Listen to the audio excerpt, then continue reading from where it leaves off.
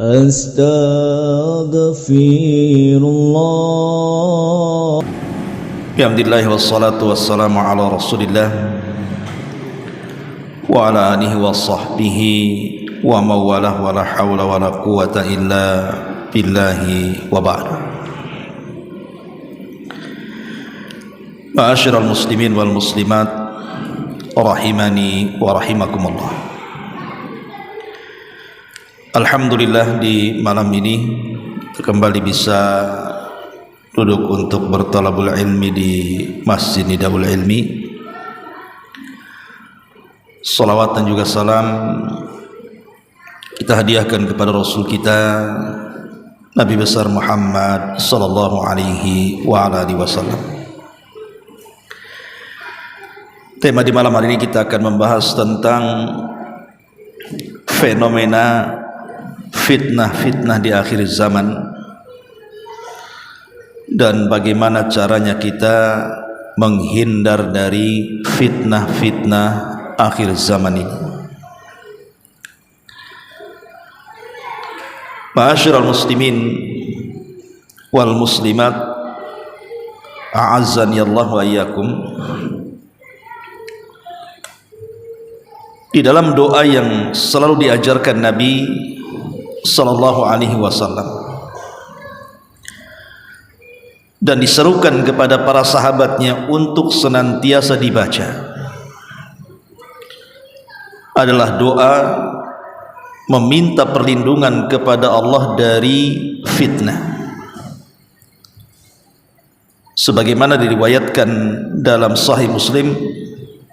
Nabi SAW kemudian mengajarkan doa, Allahumma inna na'udzubika minal fitani ma dhahara minha wa ma batan. Ya Allah, aku berlindung kepadamu dari berbagai macam fitnah, baik yang tampak ataupun yang tersembunyi.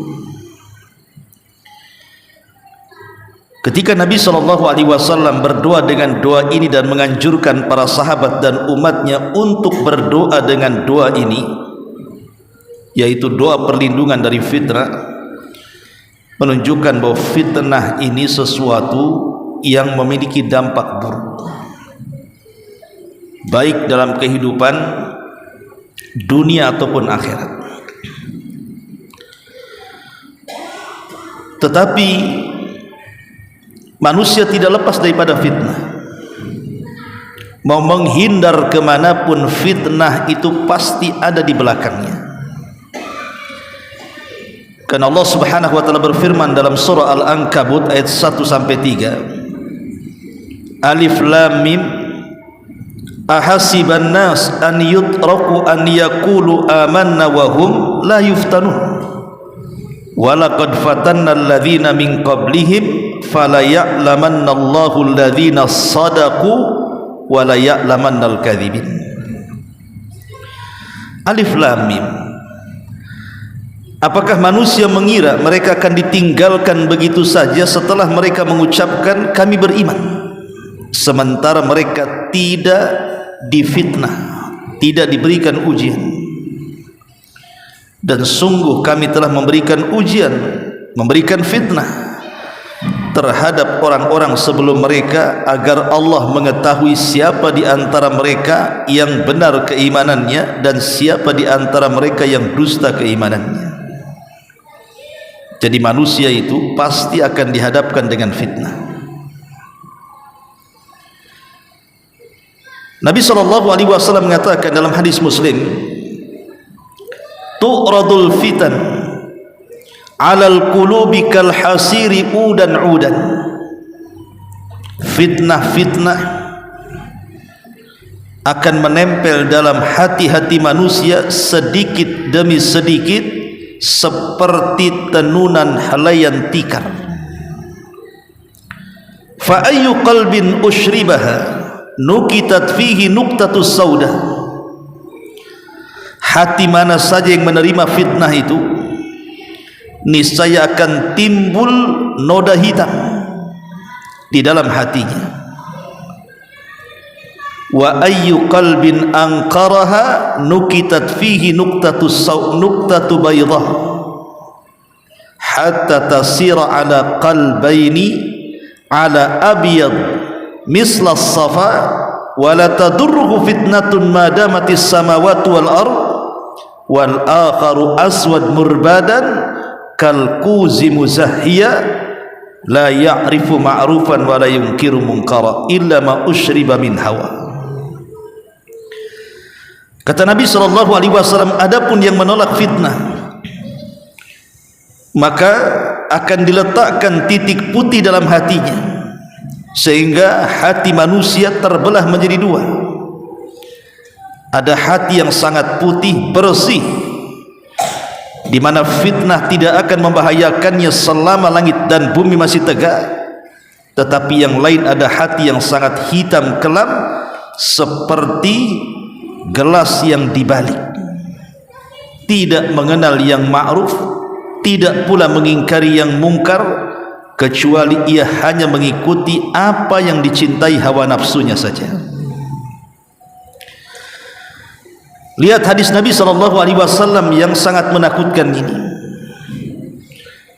bahwa di akhir zaman manusia itu akan terbelah menjadi dua manusia, terbelah menjadi dua kelompok.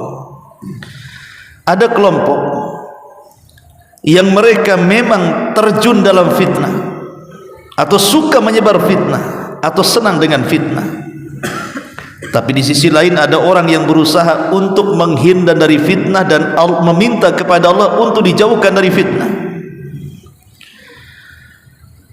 Lah orang-orang yang terkena fitnah di akhir zaman, Nabi SAW mempermisalkan seperti kuz muzahiyah.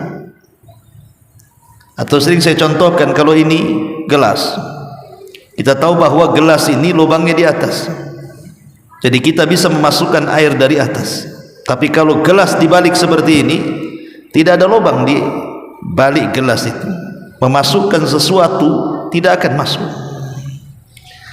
Itulah hati-hati yang terkena fitnah, seperti gelas yang dibalik, nasihat apapun ditolak dia, hidayah taufik manapun tidak akan masuk dalam hatinya. Kenapa?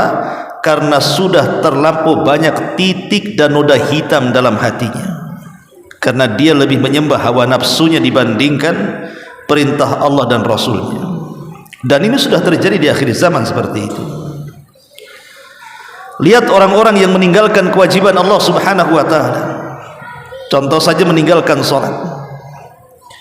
Ada orang-orang yang meninggalkan sholat itu tidak peduli dengan sholat, tidak peduli bahwa sholat itu wajib, yang meninggalkannya bisa kafir, bahkan terancam dengan azab Allah, tidak peduli.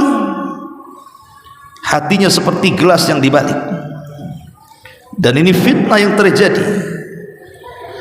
Ma'asyiral muslimin wal muslimat rahimakumullah.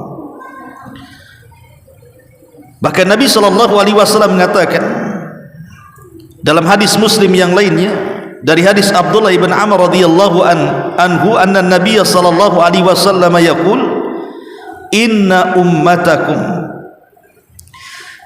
ummatakum hadhihi ju'ila afiyatuha fi awwaliha wa yusibu akhiraha bala'un wa umurun tunkirunaha wa taji'u fitanun yurakkiku ba'duha ba'da wa taji'ul fitnatu fayaqulul mu'min hadhihi mahlakati thumma tankashifu thumma taji'ul fitnatu fayaqul hadhihi faman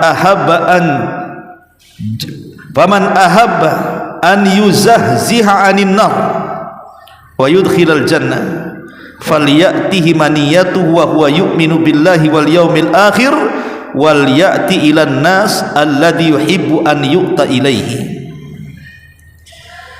Kata Nabi SAW, umatku yang sempurna dan yang selamat adalah angkatan yang pertama-tama. Siapa mereka? Para sahabat, ya. Kemudian sesudah itu akan ditimpa berbagai macam cobaan berupa hal-hal yang tidak disenangi. Artinya setelah generasi terbaik para sahabat ini, maka akan banyak hal-hal yang tidak disukai, artinya akan tersebar fitnah. Seperti timbulnya fitnah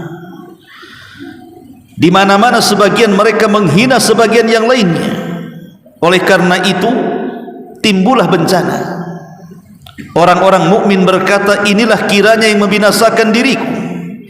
Setelah hilang bencana tersebut, timbul fitnah bencana yang lain. Dan orang mukmin berkata, ini dan itu. Siapa yang ingin bebas dari api neraka, ingin masuk ke dalam sorga, hendaklah dia menemui kematiannya dalam keadaan beriman kepada Allah dan hari akhir. Dan hendaklah dia berjasa kepada umat manusia sesuai dengan yang diinginkan oleh masyarakat itu. Inilah gambaran fitnah juga yang digambarkan Nabi SAW, bahwa generasi terbaik mereka lah generasi salaf. Dan generasi salaf itu hanya terbatas pada 3 generasi saja.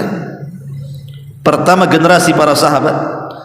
Yang kedua, generasi para tabi'in. Yang ketiga, generasi para tabi'ut tabi'in. Inilah disebut generasi salaf. Yang Nabi SAW sabdakan, khairun nasi qarni, thumma alladhina yalunahum, thumma alladhina yalunahum. Sebaik-baik generasi adalah generasi aku dan sahabatku, kemudian setelahnya para tabi'in, kemudian setelahnya para tabi'ut tabi'in. Mereka lah sebaik-baik generasi. Sehingga orang-orang yang mengaku mengikuti salaf artinya mengikuti 3 generasi ini.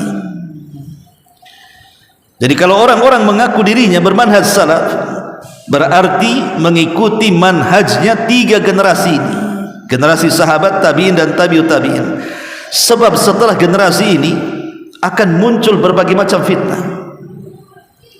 Salah satunya menghina satu dengan yang lainnya. Sehingga seorang mukmin ketika dihadirkan fitnah tersebut, dia akan mengatakan, inilah hari kebinasaanku. Dan begitu seterusnya. Makanya Rasul mengatakan di akhir hadis, maka siapa yang ingin terbebas dari api neraka dan dimasukkan ke dalam sorga, maka hendaklah dia menemui kematiannya dalam keadaan beriman kepada Allah dan hari akhir. Dan hendaklah dia berbuat baik dan menyebarkan kebaikan di tengah-tengah manusia. Sebab kalau sudah fitnah terjadi, orang-orang yang beriman itu akan sesak dada. Pasti fitrah mereka itu akan menolaknya. Sama seperti Nabi SAW. Sebelum diangkat menjadi Nabi dan Rasul, dia melihat kondisi orang-orang kafir Quraisy itu yang menyesakkan dada. Semakin hari semakin buruk akhlaknya. Makanya Nabi SAW selalu tahanut mencari tempat-tempat untuk tafakur. Akhirnya tafakur di Gua Hira, kemudian mendapatkan wahyu di situ. Maka orang-orang yang baik ketika melihat fitnah itu sesak dadanya. Ma'asyiral muslimin yang dimuliakan Allah Subhanahu wa taala, lah di antara contoh-contoh fitnah itu Nabi SAW mengatakan, badiru bil a'mali fitanan, bersegeralah kalian beramal saleh sebelum muncul berbagai macam fitnah. Kaqita'il lailil mudlim, seperti potongan malam. Yusbihu rajulu mu'minan wa yumsi kafira, ada orang di pagi hari dia masih beriman, tetapi di sore hari dia sudah kafir. Wa yumsi mu'minan wa yusbihu kafira, sore hari dia beriman, pagi pula dia kafir. Kenapa demikian? Yabi'u dinahu bi aradin minad dunya, karena dia memperjualbelikan agamanya dengan harga yang murah dari barang-barang dunia. Betapa banyak hari ini yang disibukkan dengan perkara dunia, akhirnya mereka melupakan agama. Tidak pernah hadir di majelis ilmu, tidak pernah hadir di solat-solat jamaah, tidak pernah beribadah kepada Allah Subhanahu wa taala. Dunia itu menjadi tujuan utama manusia, dan itu kebanyakan manusia kan seperti itu. Sampai ada orang-orang yang kemudian rela mendahulukan jual belinya dibandingkan kewajiban dia kepada Allah Subhanahu wa taala. Mereka tidak sadar terkadang mereka kafir tanpa disadari. Banyak orang-orang yang murtad, entah masalah ekonomi, entah masalah pernikahan, entah masalah yang lainnya, keyakinan, kesesatan dan begitu seterusnya, akhirnya murtad tanpa sadar. Kemudian Nabi SAW juga mengatakan dalam hadis yang disepakati Bukhari Muslim, kata Rasul, yataqarabuz zaman, Zaman itu akan berputar dengan cepat.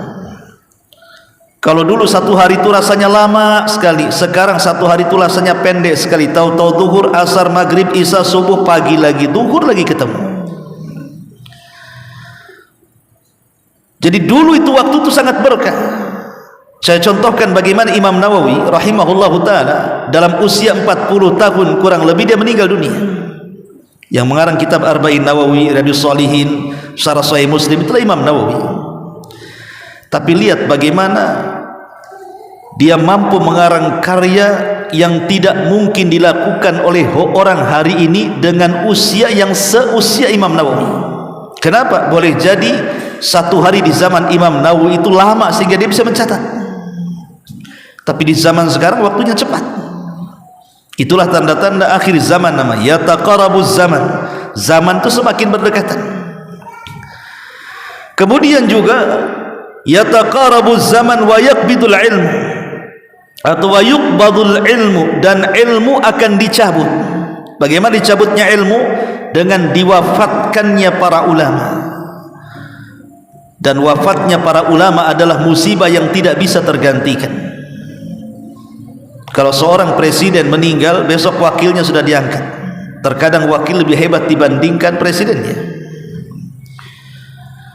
Kalau ada orang kaya meninggal, besok datang orang kaya yang jauh lebih kaya lagi. Dalam urusan dunia, manusia bisa mewakilkan yang lainnya. Tapi dalam urusan keulamaan, jarang sekali kalau ada seorang ulama meninggal, ada penggantinya yang lebih alim daripada sebelumnya.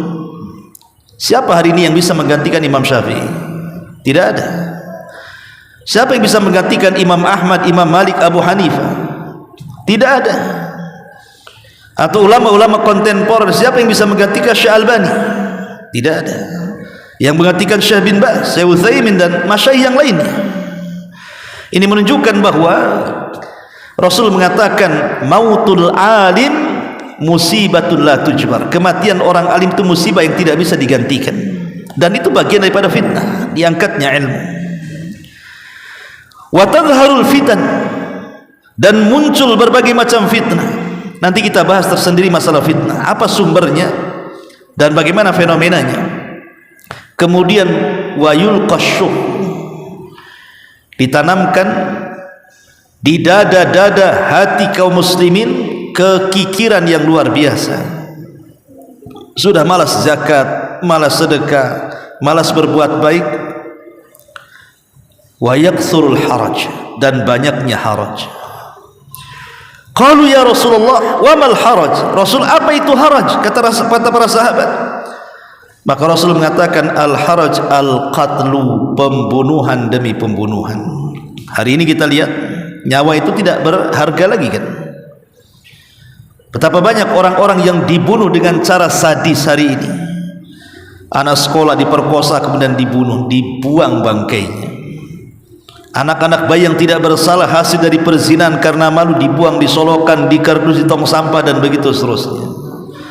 Bahkan ada anak yang kurang ajar dengan orang tuanya, meminta sesuatu tidak dikasih, kemudian dibantai. Ada seorang suami cemburu padahal istrinya sudah diceraikan, ketika menikah lagi dibantai pula suami yang barunya. Setiap hari kita disuguhkan dengan pembunuhan demi pembunuhan. Perang antar geng, perang antar geng motor, perang antara ahli waris, macam-macam di dunia ini. Yang kita tidak pernah terpikir dulu, sekarang terbayang luar biasa karena ada di hadapan mata. Setiap hari itu pembunuhan itu terjadi. Kadang-kadang pembunuhan itu masalahnya masalah sepele. Orang ditagih hutangnya, yang berhutang pula bunuh yang ngasih hutang. Terbalik. Nah ini terjadi, ini namanya haraj namanya. Belum lagi perang saudara satu dengan yang lainnya. Dan itu bagian daripada fitnah yang berlaku di akhir zaman. Kemudian Nabi SAW juga mengatakan, bada'al islamu ghariba wa sayaudu ghariba kama bada'a fatuba lil ghuraba. Islam ini dulu kemunculannya sangat diasingkan manusia, sampai orang-orang Quraisy itu aneh dengan dakwah Rasul dan mengatakan aja'alal alihata ilaha wahid inna hadza la syai'un ujab. Hei Muhammad, agama apa yang kau bawa? kenapa engkau mengharuskan kami membuang Tuhan yang banyak dan menetapkan Tuhan yang satu? Aneh agamamu ini. Dianggap aneh dakwah tauhid di zaman Nabi SAW, dan keanehan ini akan muncul di akhir zaman. Wa sayaudu ghariba, akan kembali keanehan ini.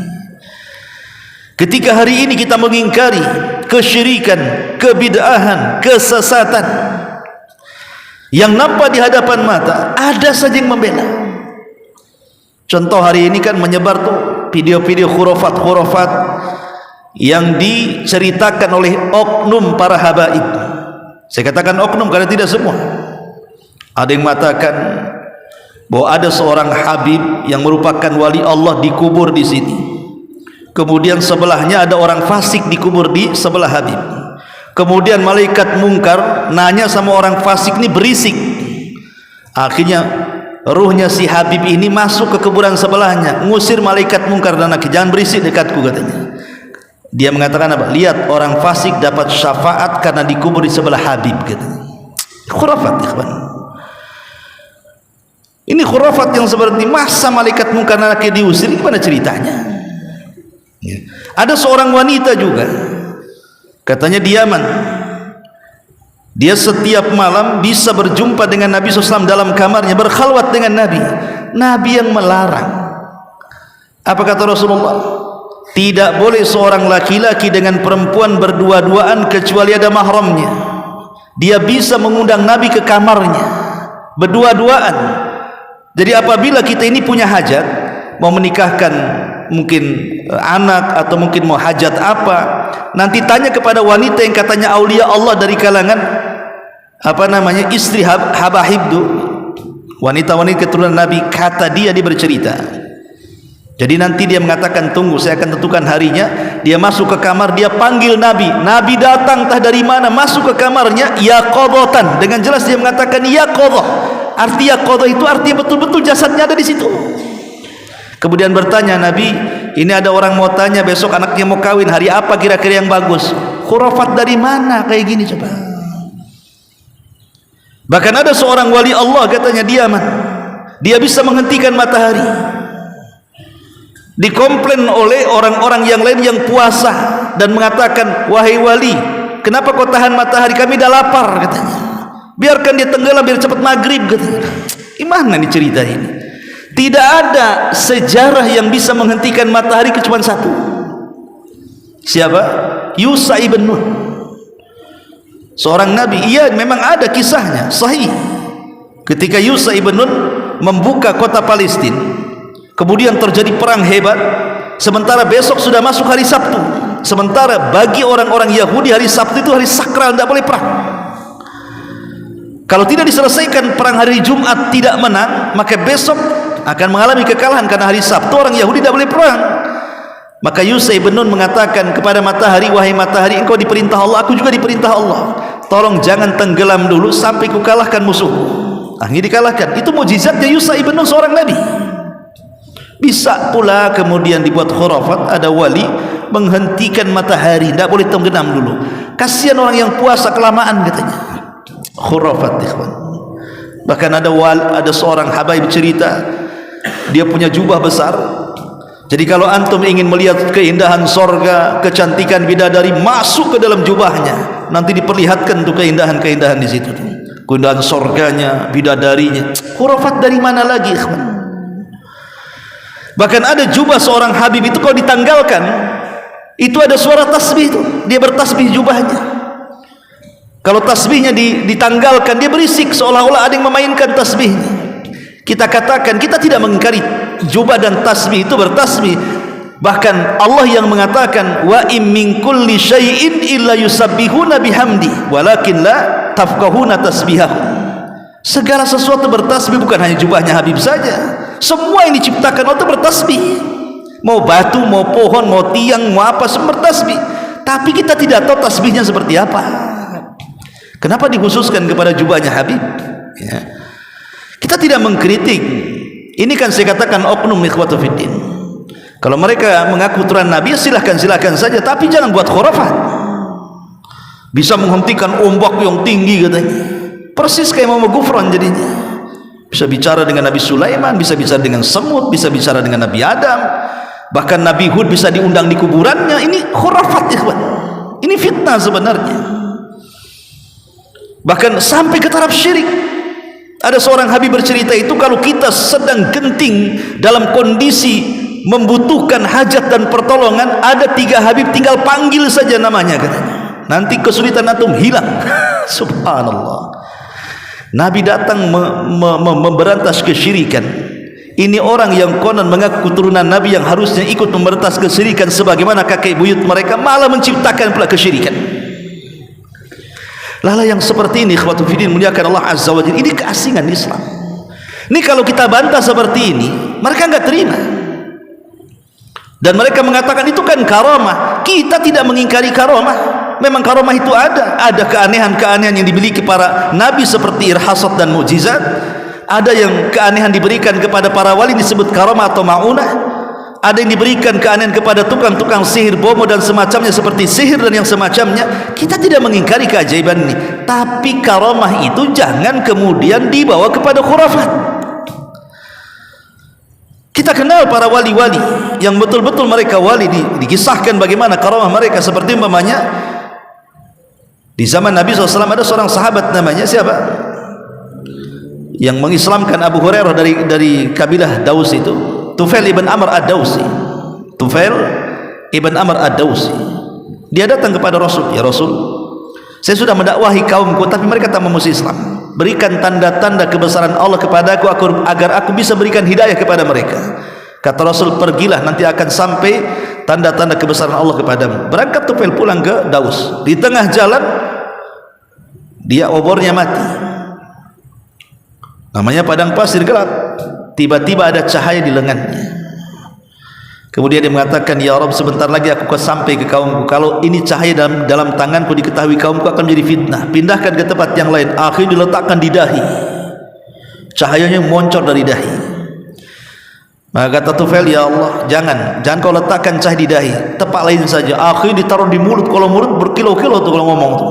Dengan sebab itu kaum Daus masuk Islam. Iya, kita tidak mengingkari ada karamah, tapi jangan dibuat khurafat, ya. Jangan dibuat dongeng-dongeng dusta. Bisa membentak malaikat lah dan begitu seterusnya. Ini kan aneh. Bahkan bisa mengundang Jibril lagi. Jibril diundang. Bahkan ada seorang Habib itu bercerita itu setiap hari dia dapat salam dari Nabi. Sahabat Nabi, mereka seperti kelasnya Abu Bakar, Umar, Utsman, Ali. Tidak ada riwayat dapat salam dari Jibril. Hanya orang-orang tertentu, Khadijah, Aisyah, ya dapat salam dari Jibril. Itu hadisnya jelas, ya. Kemudian ada juga yang lebih parah lagi. Tidak mungkin orang itu bermimpi berjumpa dengan Rasul kecuali harus punya kekuatan 40 kuda. Dari mana coba riwayatnya? Kalau tidak maka dia akan hancur, katanya. Ini khurafat-khurafat yang dibuat-buat, ikhwatu fiddin yang muliakan. Itulah keasingan Islam. Wa sayaudu ghariba kama bada. Belum lagi khurafat-khurafat para dukun yang jelas-jelas, ya kan, yang baru kemarin banyak viral di medsos. Ma'asyiral muslimin yang dimuliakan Allah Azza wa Jalla. Tapi kalau kita bisa simpulkan secara global, fitnah-fitnah yang terjadi di akhir zaman itu sebenarnya sumbernya cuma 2. Kenapa terjadi fitnah ini?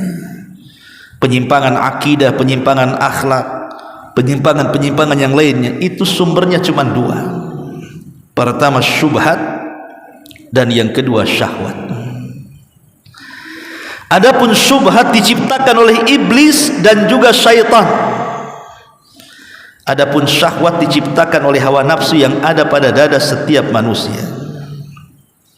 Sering saya contohkan apa bedanya syubhat dengan syahwat. Nabi Adam dengan iblis. Nabi Adam dikeluarkan dari sorga itu karena syahwat. Tetapi iblis dikeluarkan dari sorga itu karena syubhat. Apa syahwatnya Adam? Makan. Makan itu bagian daripada syahwat. Makan buah larangan. Keinginan untuk makan itu syahwat. Disebabkan makan keluar Adam. Tapi iblis diusir dari surga karena apa? Syubhat. Dia merasa ketika disuruh sujud tak mau dia. Dia merasa lebih baik dibandingkan Adam, padahal ini perintah Allah. Harusnya perintah Allah, jangan tanya kenapa sujud, sujud sajalah kalau sudah perintah Allah. Tapi iblis membangkang karena ada syubhat di kepalanya. Enak saja aku sujud kepada si Adam, aku kan lebih baik diciptakan dari api dan dari tanah. Mau tidak mau katanya. Akhirnya tak sujud dia. Itulah perbedaan syubhat dengan syahwat. Maka dari sinilah iblis selalu memberikan syubhat dengan bentuk was-was kepada Bani Adam. Tetapi hawa nafsu yang ada pada setiap anak Adam itulah yang melahirkan syahwat. Ma'asyiral muslimin yang dimuliakan Allah Subhanahu wa taala, umumnya syahwat itu timbul dari dua perkara. Syahwat ini banyak, tapi kebanyakan syahwat ini memunculkan dua perkara. Pertama, hubbul mal, cinta kepada harta, cinta kepada dunia. Yang kedua, hubbun nisa, cinta kepada wanita. Jadi syahwat ini berkisar dua ini saja kebanyakan yang terjerat dalam syahwat itu. Imma dia terlampau sibuk dengan dunia, melupakan akhirat, atau mungkin sibuk dengan perempuan, akhirnya dia pun melupakan akhiratnya. Makanya lihat bagaimana Nabi SAW itu untuk membentengi syahwat perempuan, Rasul melarang tidak boleh berdua-duaan dengan wanita kecuali ada mahramnya. Rasul melarang tidak boleh berdandan ala jahiliyah. Bahkan Quran sendiri mengatakan wala tabarrujna tabarrujal jahiliyatil ula. Kemudian juga Rasul melarang tidak boleh wanita itu untuk menaikkan suaranya. Bahkan Rasul mengatakan suara wanita itu aurat. Macam-macam hadis tentang hukum-hukum seputar wanita, karena mereka yang menimbulkan syahwat. Ataupun harta, Rasul melarang tidak boleh mencuri, tidak boleh mengambil hak, tidak boleh mengambil sejengkal tanah, dan begitu seterusnya, karena itu yang menimbulkan kerusakan. Dan syahwat itu umumnya menghancurkan akhlak. Adapun syubhat itu menghancurkan agama, karena syubhat ini bicara soal agama, membuat keraguan-keraguan dalam agama, membuat khurafat-khurafat dalam agama, membuat kemudian orang-orang tidak yakin lagi dengan keyakinannya. Seperti baru-baru sering saya singgung, ada seorang ustadz mau menyamakan Al-Quran dengan Injil. Injil mengatakan Isa itu anak Tuhan, mau disamakan pula yang semakna ada juga di Quran. Tidak ada Quran yang mengatakan Isa anak Tuhan, kecuali dalam bentuk celaan. Kalau dalam bentuk penetapan tidak ada, karena Islam meyakini Isa itu Nabi, bukan anak Tuhan. Si ustadz ini pula mau menyamakan, oh ada yang semakna dengan Quran. Disebutlah kemudian surah Maryam itu. Ini syubhat namanya. Kalau orang jahil ya saja, tapi kalau orang alim ya tidak bisa kayak gitu. Kenapa dia tidak jelaskan itu keyakinan anda, keyakinan saya seperti ini, harusnya kan seperti itu. Kenapa mesti dicocok-cocokkan di situ? Sampai kiamat gak akan cocok. Kenapa? Karena agama yang mentauhidkan Allah tidak akan sama dengan agama yang menyekutukan Allah. Mereka mengatakan Isa anak Tuhan, mereka mengatakan Isa satu di antara tiga Tuhan atau 3 in 1, dan mengatakan Isa adalah Tuhan itu sendiri. Ini yang paling ekstrim. Dalam Islam tidak ada mengatakan Muhammad anak Tuhan, Muhammad satu di antara tiga Tuhan, Muhammad Tuhan, tidak ada. Muhammad Rasulullah, Isa juga Rasulullah, semua para nabi Rasulullah, utusan-utusan Allah Subhanahu wa taala. Lah ini disebut syubhat namanya. Lah fitnah ini sumbernya dua, syubhat dan syahwat. Syubhat menghancurkan agama, syahwat menghancurkan akhlak. Kalau dua perkara sudah hancur, apa yang terjadi? Kerusakan di mana-mana. Ma'asyiral muslimin wal muslimat rahimakumullah. Lalu bagaimana caranya kita menghindar dari fitnah itu? Ada 10 perkara yang disebutkan para ulama. Pertama, muhawalatul al-ibti'adi an mawatinil fitani. Sebisa mungkin jauhi tempat-tempat sumber dari sumber-sumber fitnah. Jangan mendekati sumber fitnah. Pemanya ada orang sesat sedang berceramah, jangan hadir di situ. Nanti terkena syubhat kita di situ. Pemanya ini ada tempat-tempat membangkitkan syahwat di situ, entah lokalisasi, entah judi, entah apa tempat-tempat dimandikan syahwat, jangan lewat di situ, apalagi hadir di situ. Jauhi tempat-tempat fitnah. Ada orang yang sedang bergibah, jauhi. Ada yang sedang berngadu domba, jauhi. Pokoknya tempat-tempat yang menimbulkan fitnah, jauhi. Karena Allah Subhanahu wa taala mengatakan dalam surah Al-Anfal 25, wattaqu fitnatal la tusibannal ladzina zalamu minkum khassah. Takutlah kepada fitnah yang kalau Allah timpakan kepada kalian bukan hanya orang zalim yang terkena, orang baik pun kena imbasnya. Lihat kalau azab Allah sudah turun, apakah semua orang zalim yang mati? Tidak. Terkadang rumahnya orang baik juga kena juga, nyawanya orang baik kena juga, padahal yang maksiat bukan dia. Maka jauhi tempat-tempat fitnah. Lihat bagaimana Nabi melarang tidak boleh lewat di tempat yang pernah diadab. Yang pernah diadab saja tidak boleh kita itu singgah di situ. Makanya di Saudi itu ada tempat penghancuran Abraha pada kisah Ashabul Fil, itu namanya Wadin Muhassir. Wadin Muhassir itu lembah Muhassir. Biasanya orang yang sedang manasik haji lewat di situ. Oleh Rasul disuruh mempercepat jalannya. Jangan singgah di situ. Karena itu tempat azab masalahnya, pernah diazab di situ, Abraha pernah dihancurkan. Ini enggak, banyak di antara orang-orang itu justru touring dia ke tempat-tempat yang diazab. Pengen tahu laut mati kayak apa, karena itu tempat dihancurnya kaum Sodom. Datanglah pula ke laut mati situ. Berendam pula dengan lumpurnya di situ. Allah wala quwata illa billah, ya. Ini yang pertama. Yang kedua, al-i'tisam bil kitabi was sunnah. Kalau ingin terhindar dari fitnah, pegang Al-Quran dan sunnah, karena hanya dengan itu kita akan selamat.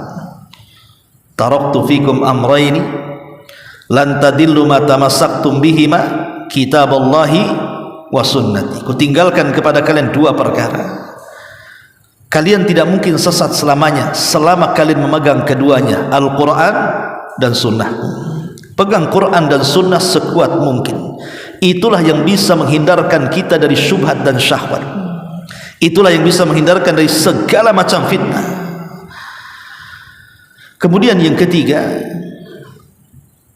an yalzamal muslim halal fitani jama'atal muslimin. Ketika terjadi fitnah, menyatulah dengan jamaah kaum muslimin, artinya dengan pemerintah. Karena ketika terjadi pemberontakan, itu kan bagian dari fitnah juga, pemberontakan itu.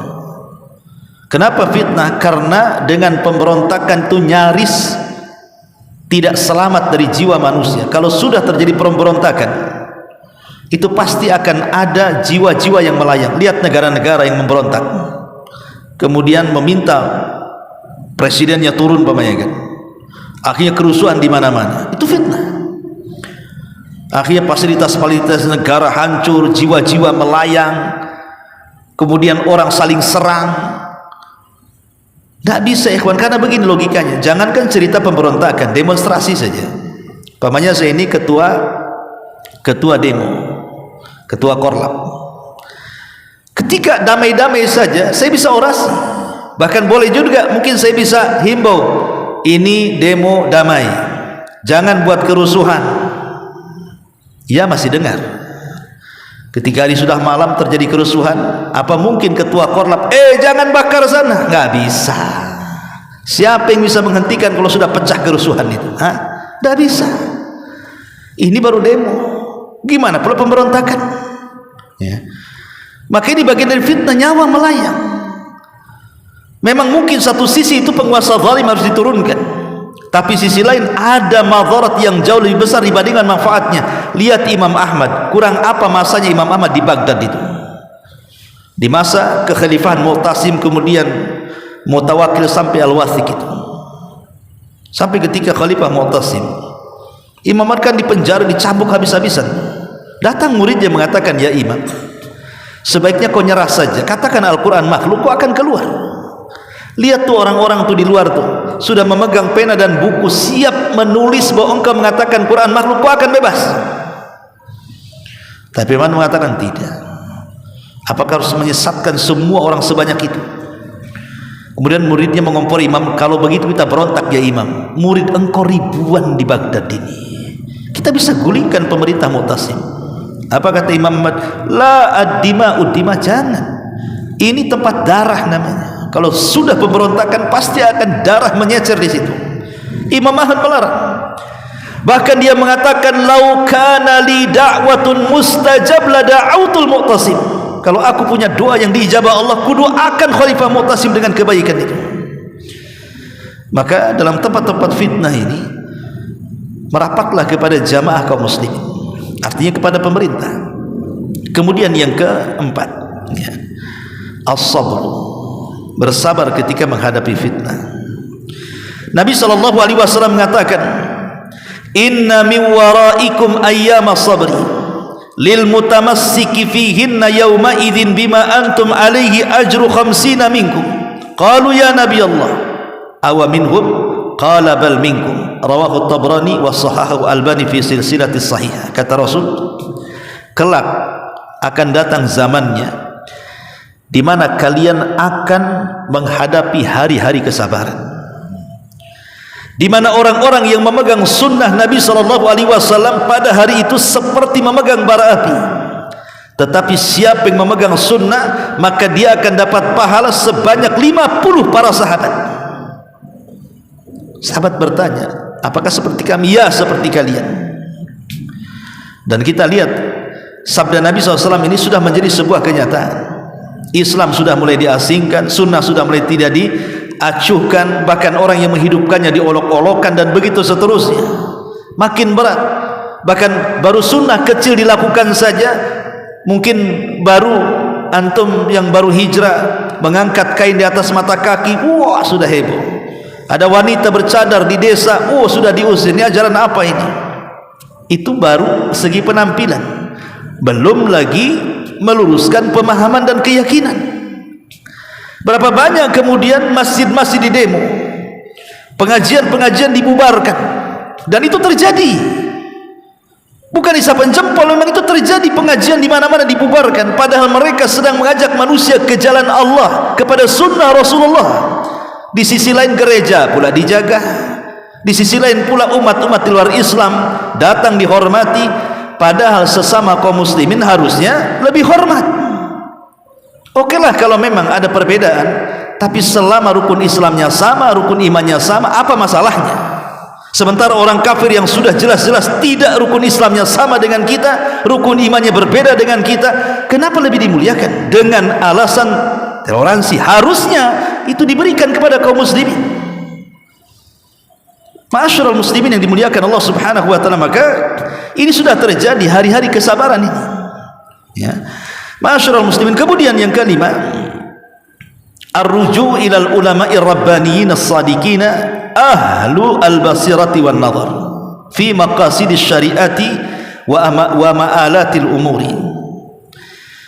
Di zaman fitnah itu antum harus mendekat kepada para ulama, kepada tokoh-tokoh agama yang rabbani, betul-betul mengajarkan ajaran Rabb Allah Subhanahu wa taala, yang menyampaikan sunnah Nabi SAW, merapat kepada mereka.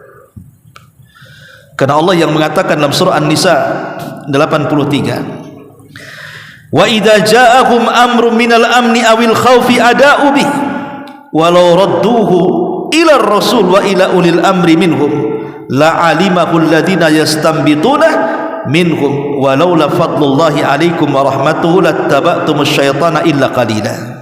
Apabila datang kepada mereka satu berita tentang keamanan ataupun kemenangan ataupun ketakutan ataupun kekalahan, mereka menyebarluaskannya. Padahal seandainya mereka menyerahkan kepada Rasul dan ulil amri, pemegang kekuasaan di antara mereka, itulah orang-orang yang ingin mengetahui kebenaran akan dapat mengetahui secara resmi dari mereka, Rasul ataupun ulil amri, tentang beritanya. Sekiranya bukan karena karunia dan rahmat Allah kepadamu, tentulah engkau mengikuti setan kecuali sebagian kecil dari mereka. Begini di masyarakat kita ini, kadang-kadang ada berita langsung heboh. Jadi ada satu berita itu langsung heboh, seperti dulu umpamanya ketika COVID, ya, ketika kemunculan bintang Suraya, maka akan menghilangkan COVID. Dengan bintangnya muncul bintang Suraya akan menghilangkan COVID. Padahal riwayat itu bercerita tentang hama yang ada di kota Madinah, tapi kemudian hadis itu dibawa kepada wabah COVID di negeri kita ini. Wah, digembar-gemborkan hadis itu. Akhirnya masyarakat heboh kan zaman itu. Padahal kalau seandainya ditanyakan kepada para ulama tentang hadis itu dan kaitannya dengan COVID-19 dulu, ternyata nggak ada apa-apa. Kenapa buat heboh? Belum lagi ada dentuman dulu, heboh satu Indonesia.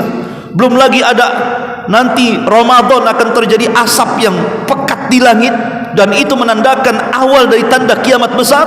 Ternyata Ramadan lewat, tak ada pula kiamat. Ini kalau berita-berita ini langsung disebar kemana-mana, kacau manusia. Sampai ada di Tiban Kampung itu, Mas Agus tuh cerita sama saya semalam, Ustaz, kenapa nggak boleh tidur sama istri saya, katanya. Kenapa? Dia tengok di YouTube, ini nanti malam akan ada asap, katanya. Dari mana, Dek? Ini di YouTube akan ada asap, di tanda kiamat. Jangan tidur kau, nanti kena kiamat, katanya. Nggak tidur dia sampai subuh. Orang awam. La haula wala quwata illa billah. Ya. Masyarul muslimin yang dimuliakan Allah Azza wa Jalla, sampai seperti itu tuh karena tidak dikembalikan kepada ulama, akhirnya buat heboh. Akhirnya jadi berita hoax di mana-mana. Itu sudah salah pun tak minta maaf juga kan gitu. Buat lagi kemudian berita-berita heboh. Masyarul muslimin yang dimuliakan Allah Subhanahu wa taala. Ini yang kelima. Yang keenam, taqwallahi fi sirri wal alan. Bertakwalah kepada Allah, baik dalam terang-terangan ataupun dalam sembunyi-sembunyi. Karena Allah Subhanahu wa taala mengatakan, "Wa man yattaqillah yaj'al lahu min amrihi yusra." Siapa yang bertakwa kepada Allah, Allah jadikan perkaranya mudah. Dalam ayat yang lain, "Wa man yattaqillah yaj'al lahu makhraja." Siapa yang bertakwa, Allah kasih jalan keluarnya. Dan begitu seterusnya. Takwa itu bisa melepaskan kita dari fitnah. Kemudian yang nomor 7 adalah kasratul ibadah. Di saat fitnah banyak di mana-mana, syubhat di mana-mana, syahwat di mana-mana, perbanyak ibadah. Karena pahalanya besar. Rasul mengatakan, al-ibadatu fil haraji kal hijrati ilayya. Ibadah di waktu terbanyaknya fitnah, itu hukumnya sama dengan hijrah kepadaku, kata Rasul. Subhanallah. Kenapa demikian? Al-Imam Al-Qurtubi rahimahullahu ta'ala, sebagaimana Nabi SAW ketika hijrah dari Mekah ke Madinah, tujuannya apa? Menjaga agama agar tidak dirusak oleh orang-orang musyrik, maka diperintahkan hijrah dari Mekah ke Mekah ke Madinah supaya dijaga agamanya. Sebab kalau terus menetap di Mekah, maka akan terus agama Islam itu akan diintimidasi. Boleh jadi kemudian lama-lama akan habis kan gitu. Maka untuk mempertahankan agama, Rasul hijrah. Maka ibadah di waktu terjadi banyak fitnah itu seperti itu. Kita keluar dari fitnah manusia, kita fokus beribadah kepada Allah Subhanahu wa taala. Makanya ibadah di waktu fitnah sama dengan hijrah kepada Nabi sallallahu alaihi wasallam. Kemudian juga yang nomor 8, tidak mudah menyebarkan berita di medsos. Adamul isya'ati fi tawasul internet. Artinya tidak boleh, sebisa mungkin jangan mudah menyebarkan berita-berita hoax. Hari ini musibah terbesar dalam kehidupan kita itu adalah handphone. Tidak anak tidak orang besar, tidak laki-laki tidak perempuan, tidak yang muda tidak yang tua, sama terkena fitnah handphone ini. Dengan berbagai macam aplikasinya, dengan YouTube-nya, dengan Facebook-nya, dengan Instagram-nya, dengan TikTok-nya, dengan WeChat-nya, dengan macam-macam istilahnya di situ. Semua disibukkan dengan perkara itu. Ada hari-hari yang setiap hari menonton sinetron bergelombang-gelombang, berseri-seri, pagi siang sore drakor. Ada yang sibuk melihat berita politik itu saja. Besok temanya apa? Temanya apa? Pada itu berita hoax sebenarnya. Ada yang suka kemudian melihat berita-berita kasus-kasus pembunuhan dan begitu seterusnya. Ada yang macam-macam lah, ada yang musik aja, ada yang cari orang yang lawakan aja, macam-macam lah orang dengan handphone hari ini. Ikhwat fillah melakukan Allah Azza wa Jalla. Saya contohkan 3 peristiwa di zaman Nabi. Pertama, peristiwa perang Uhud. Kenapa perang Uhud itu kalah? Pertama, karena takdir dari Allah memang sudah kalah. Yang kedua, tapi ada sebabnya. Salah satu sebab kekalahan perang Uhud selain daripada para pemanah yang turun ke bawah, karena disebarnya isu terbunuhnya Nabi SAW. Padahal yang terbunuh itu Mus'ab ibn Umar, karena kalau Mus'ab bin Umar dengan Rasul itu menggunakan baju besi itu perawakannya hampir mirip, sehingga ketika Mus'ab bin Umar terbunuh di perang Uhud disangkanya Nabi yang meninggal, disebarlah isu terbunuhnya Nabi sehingga melemahkan para sahabat. Akhirnya sahabat korat-karit, kocar kasir, tunggang langgang, terjadi kekalahan akibat menyebarkan berita hoax. Terjadi kekalahan perang. Satu. Yang kedua, ketika para sahabat hijrah pertama kali ke Ethiopia, Raja Najasyi atau Ashama ibn Abjur hijrah beberapa orang, tidak banyak, ke Ethiopia. Sampai di Ethiopia mendengar bahwa penduduk Mekah masuk Islam dengan turunnya surah An-Najm. Ketika mereka sujud, rupanya tidak benar, mereka pulang. Sudah senang nih orang-orang yang hijrah di Habasyah ini, pulang ke Mekah, rupanya berita hoax. Akhirnya mereka dapat siksaan lagi. Kemudian hijrah lagi 2 kali ke Ethiopia. Lihat, gara-gara berita hoax. Dampaknya seperti itu, penyiksaan kembali terulang.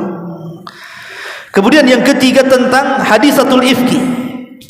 Aisyah dituduh berzina dengan Safwan ibn Mu'attil karena ketinggalan pasukan perang ketika Aisyah buang hajat di malam hari. Apalagi kemudian cincin atau gelangnya hilang, dia mencari, disangkanya sudah naik ke rumah unta-untaan, rupanya belum. Ketinggalanlah dia pasukan. Datang seorang sahabat namanya Safwan ibn Mu'attil menolongnya.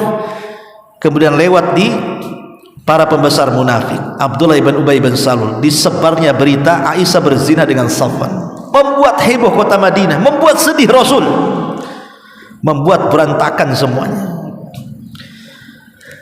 Lah, ini sebuah pelajaran bagi kita. Jangan mudah copy paste, jangan mudah nge-share, jangan mudah menonton. Apalagi narasumber itu mereka dari orang-orang kafir. Narasumber itu tidak pernah sholat, tidak tahu amanah, hanya umpamanya lawan politik atau apa kan gitu. Karena kita lihat bahwa orang-orang yang menjadi tim sukses, maka dia berusaha untuk memenangkan kandidatnya dan akan menghina lawannya. Terkadang menghina lawan itu membuat berita-berita hoax, terkadang mencari-cari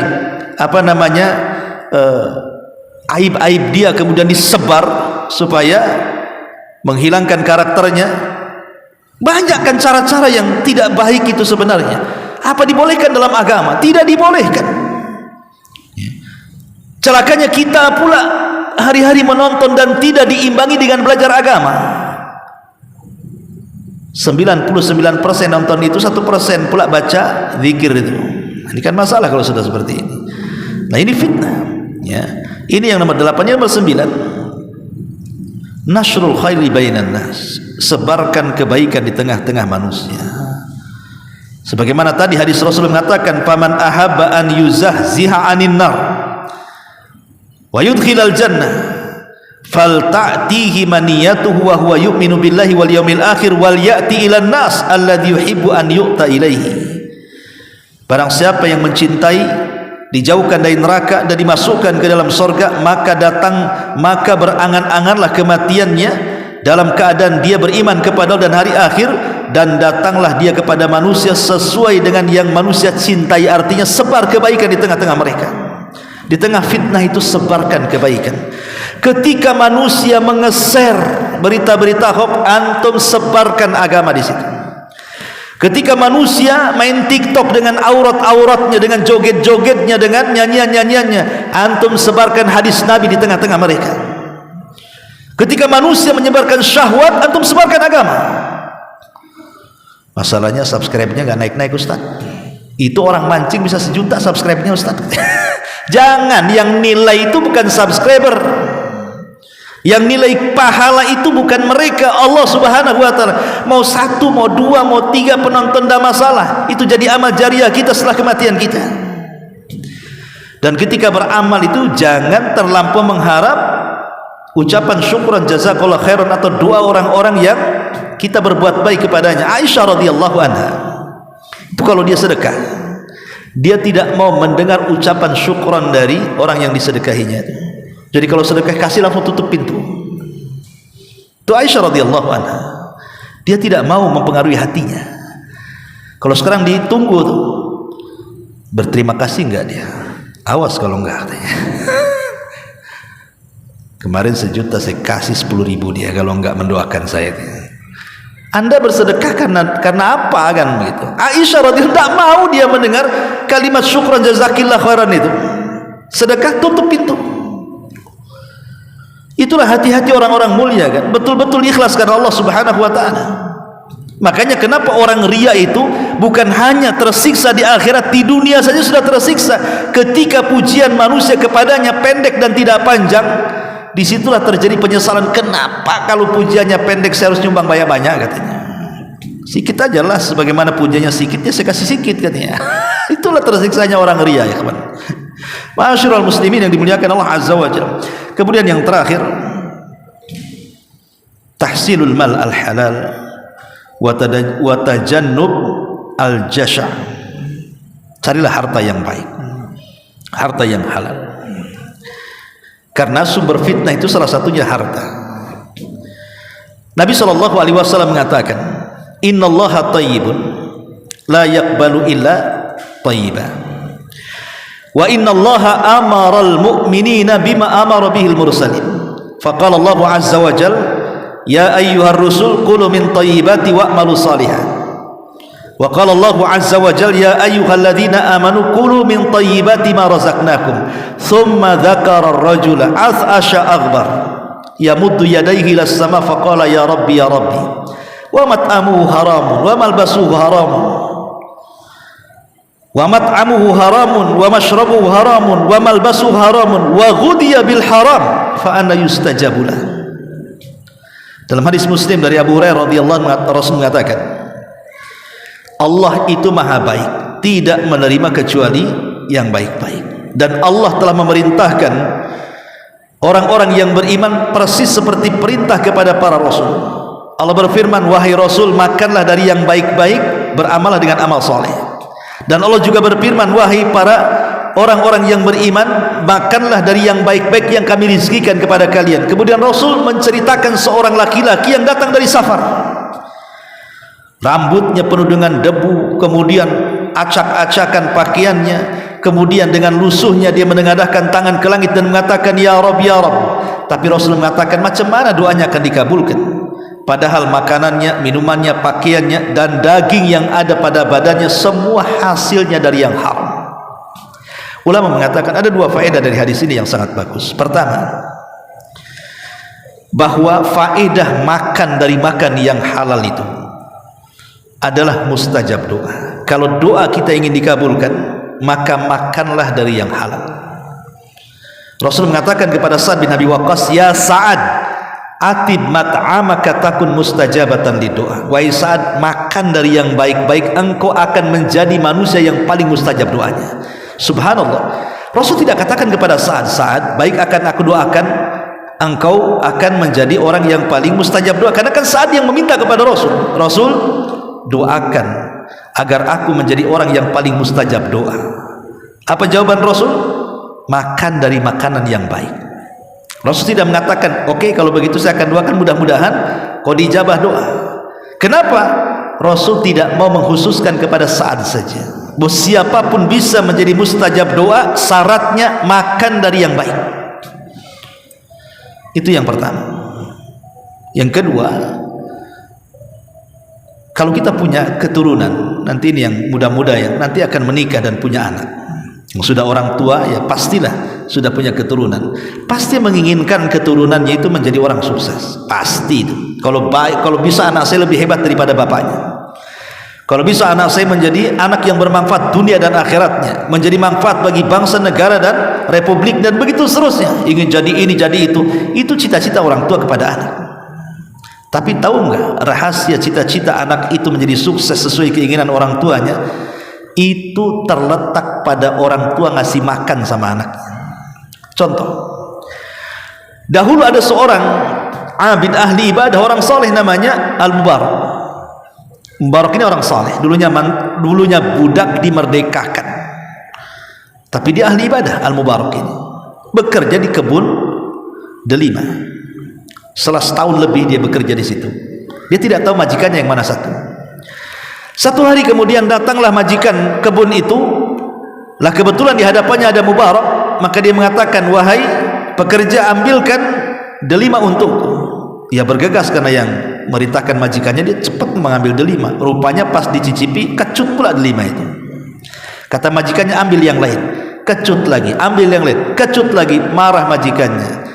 Hei pekerja, apa engkau baru sebentar bekerja di sini? Kata Mubarak, sudah lama wahai Tuan. Kenapa kau tidak bisa membedakan mana delima yang kecut, mana delima yang manis? Kata Mubarak, wahai Tuan, macam mana aku bisa membedakan delima manis, delima kecut? Selama setahun lebih aku bekerja di kebunmu, aku hanya diperintah menjaga kebun, bukan memakan buah kebun. Aku tidak pernah memakan baik yang ditangkai ataupun yang jatuh. Aku berusaha tidak memakannya karena tidak ada perintah. Yang ada perintah jaga kebun, itu yang kulaksanakan. Kalau sekarang kan enggak. Penjaga kebun yang pertama kali mencicipi sebelum pemilik kebun. Yang lebih parah, penjaga kebun panen, dia yang jual panennya, yang pemilik kebun bingung mana buahnya katanya. Ini yang parah lagi ya. Ini yang kurang ajar penjaga kebun kayak gini nih. Jadi tajublah tuannya, ada orang yang amanah, yang jujur. Siapa namamu? Mubarak. Mubarak besok datang ke rumah. Besoknya datang ke rumah majikannya. Kata majikannya, Mubarak, aku punya anak gadis. Dia sudah layak menikah. Saya lihat di raut mukamu, kau orang baik, kau orang soleh. Saya ingin berdiskusi empat mata tentang jodoh anak gadisku. Kira-kira kalau anak gadisku ini menikah, seperti apa laki-laki yang berhak menikahinya? Maka Mubarak mengatakan, ya Tuan, orang Yahudi menikahi perempuan karena kecantikannya, orang Nasrani menikahi perempuan karena kekayaannya, tapi orang Islam menikahi perempuan karena akhlak, iman dan takwanya. Kata tuannya, oh gitu, dan saya tidak melihat akhlak, iman, takwa kecuali ada pada dirimu. Kawin kau dengan anakku, katanya. Masya Allah, mewarisi kebun delima. Nikah nih Mubarak dengan anak pemilik kebun delima ini. Dari pernikahannya lahir orang besar. Siapa yang tidak kenal Abdullah ibn Mubarak? Ulama dunia. Itu ulama dunia yang kelak akan menjadi orang kaya di Irak. Bukan hanya Allah anugerahkan kekayaan yang banyak, tapi ilmu yang mendunia, yang dicatat dalam kitab-kitab ulama, fatwa-fatwanya Abdullah ibn Mubarak itu. Anak siapa Abdullah Mubarak? Anaknya si Mubarak, yang ketika dia bekerja di kebun delima, dia meninggalkan yang syubhat apalagi yang haram.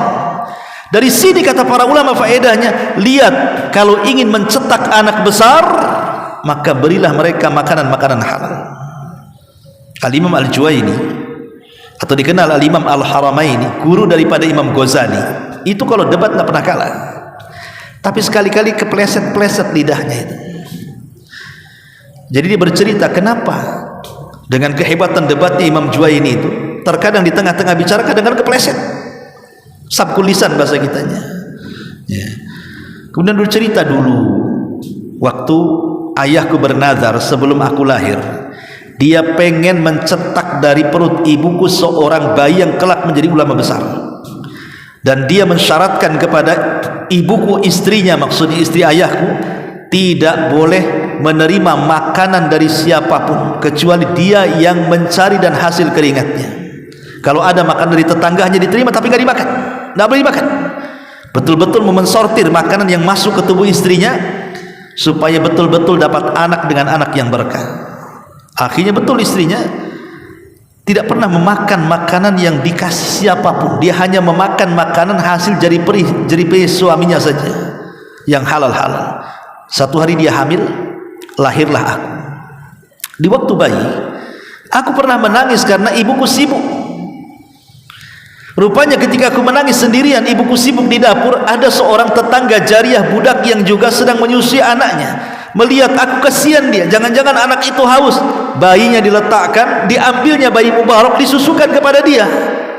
Ibunya datang dari dapur marah-marah, diambil lagi sama ibunya Mubarak itu. Kata Mubarak, itulah yang membuat pelat lidahku. Karena aku pernah memakan 1 sedot atau 2 sedot susu dari seorang budak jariah yang tidak tahu apakah dia makan dari makanan yang halal ataukah yang haram. Dari sini ada pengaruh besar makanan itu maksudnya, ya. Maka inilah diantara 10 perkara yang bisa menghindarkan kita dari fitnah akhir zaman. Subhanakallah bihamdika asyhadu an la ilaha illa anta astaghfiruka wa atubu ilaik. Allahu ta'ala alam. Assalamualaikum warahmatullahi wabarakatuh.